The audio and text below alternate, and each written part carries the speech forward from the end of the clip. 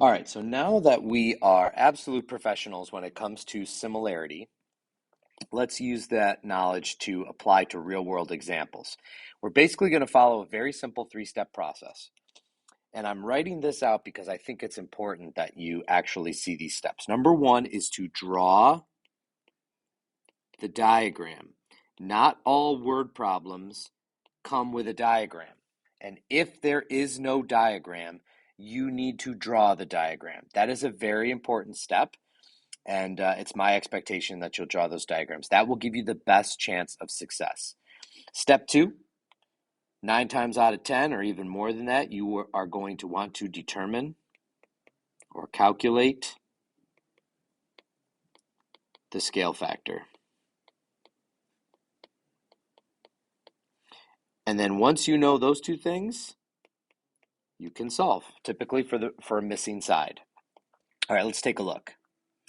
You want to determine the approximate height of one of the tallest buildings in the city. You notice that the building casts a shadow that is 1,750 feet long, while you cast a shadow at the same time that is 7.2 feet long. If you are 5.8 feet tall, how tall to the nearest foot is the building?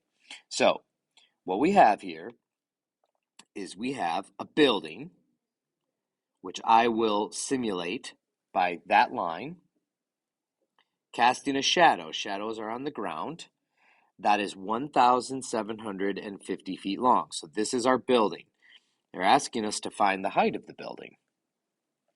Meanwhile, there's you, much smaller than the building. You are casting a shadow that is 7.2 feet long, and you are 5.8 feet tall.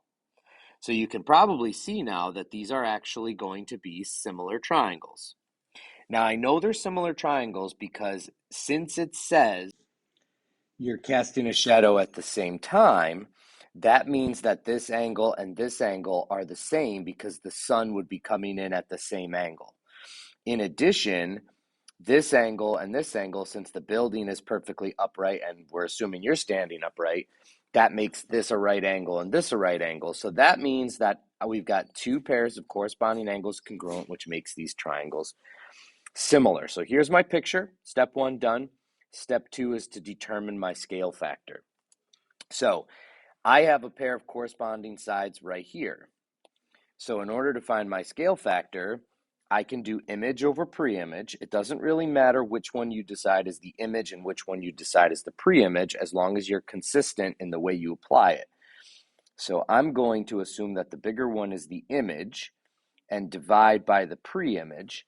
And when I go ahead and put that in my calculator, I'm going to get 243 point, and then I get some decimals, 0.5555555. Well, I'm going to round that. I'm going to round that to 243.1. Okay. Now, last step is to solve. So now that I know my scale factor right here, then I should be able to take this other side, 5.8, multiply it by my scale factor, and that's going to give me my missing side.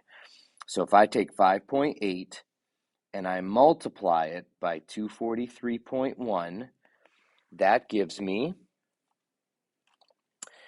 quick calculation, 243.1 times 5.8 gives me 1409.98.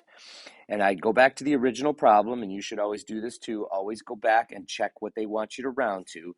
They want you to round to the nearest foot, which means no decimal places.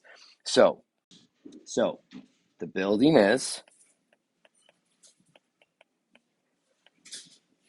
1,409.98 rounded to the nearest foot is going to be 1,410 feet tall. That's this value right here, 1,410. So redraw the diagram if you need to. Figure out what your scale factor is. Solve the problem. That's it.